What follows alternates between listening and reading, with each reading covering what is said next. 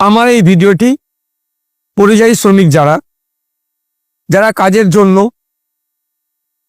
রাজ্যের বাইরে আছেন, ভিন্ন রাজ্যে আছেন, তারা কিভাবে এই এসআইআর এর ফর্ম ফিল আপ করবে তাদের জন্য।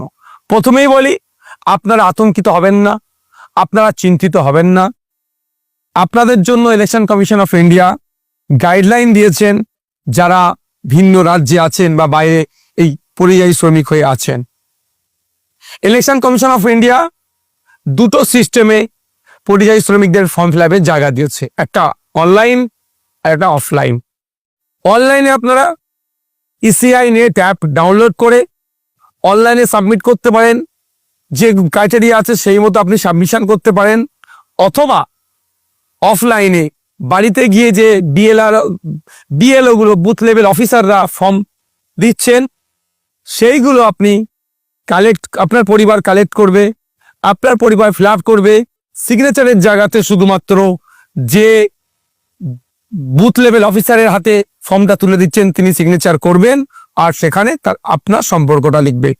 আমার ভিডিওটি যারা দেখছেন তাদেরকে আরো সহজ করে বলছি, যে গণনা ফর্ম আছে, নির্দিষ্ট ক্রাইটেরিয়া আছে। 2002 সালে যাদের ভোটার লিস্টে নাম থাকবে তারা কোন জায়গায় লিখবে নামটা, ফর্ম ফিল আপটা কোথায় করবে, এগুলো বিস্তারিত আমার পূর্বেকার ভিডিওতে দেওয়া আছে। আজকে আমার বক্তব্য, নির্দিষ্ট গাইডলাইন মেনে ফর্ম ফিল আপ করতে হবে। আমি উদাহরণস্বরূপ বলছি, যদি আমার ভিডিওটি কেউ যারা দেখছেন, কারো স্বামী ভিন্ন রাজ্যে কাজে আছে, কারো ছেলে ভিন্ন রাজ্যে কাজে আছে, কারো বাবা পিতা ভিন্ন রাজ্যে কাজে আছে, কারো ভাই ভিন্ন রাজ্যে কাজে আছে, তাহলে যারা ভিন্ন রাজ্যে কাজে আছে তাদের ফর্মটা কিভাবে ফিল আপ করবেন? একজন মা তার স্বামী কেরলে কাজ করছে, সেই মাটির বাড়ি মুর্শিদাবাদে, মালদায়, দিনাজপুর, হাওড়া, হুগলি, যে কোনো জায়গা হতে পারে। সেই ফর্ম, গণনা ফর্ম লোকাল যে বিএলও আছে তিনি বাড়িতে দিয়ে যাচ্ছেন, ওই ফিল আপ ফর্মটা সিস্টেম মেনটেন করে ফিল আপ করুন। সে শুধুমাত্র যেখানে সিগনেচার আছে সেই জায়গাটি আপনার স্বামীর নাম লিখবেন না।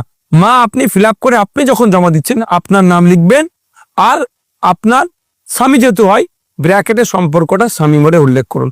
অনেকে পিতা কেরলে, কর্ণাটকায়, তামিলনাড়ু, সাউথ ইন্ডিয়ায় বা বিভিন্ন জায়গায় কাজ করছেন, সেক্ষেত্রে কি হবে? বা দেশের বাইরে কাজ করছে, তো সেক্ষেত্রে কি হবে?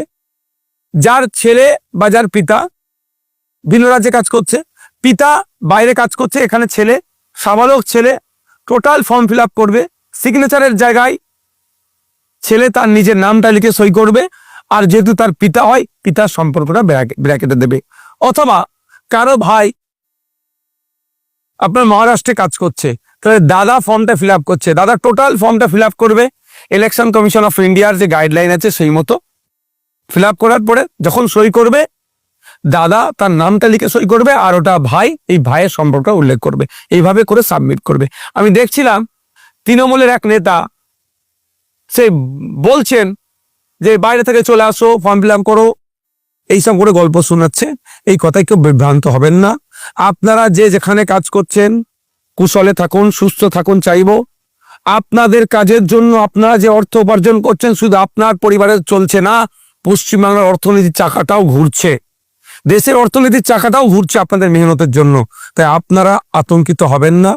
আপনারা যেখানে কাজ করছেন মনোযোগ সহকারে কাজ করুন, ভালো করে কাজ করুন, সুস্থ থাকুন, আপনাদের পরিবারের লোকদেরকে দিয়ে ফর্মটা ফিল আপ করে জমা করুন। তবে একটা কথা, বুথ লেভেল অফিসার আপনার বাড়িতে ফর্ম দিয়ে যাবে, আপনাকে কোথাও যাওয়ার দরকার নেই।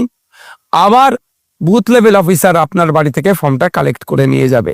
যখন কালেক্ট করবে, শুধু যে একদম লাস্ট ফর্মের ডান দিকের শেষ লাইন কলামে আছে, ওখানে বিএলও সই করবে, স্টাম্প মারবে, ওই কাগজটা আপনারা সংরক্ষণ করে রাখুন।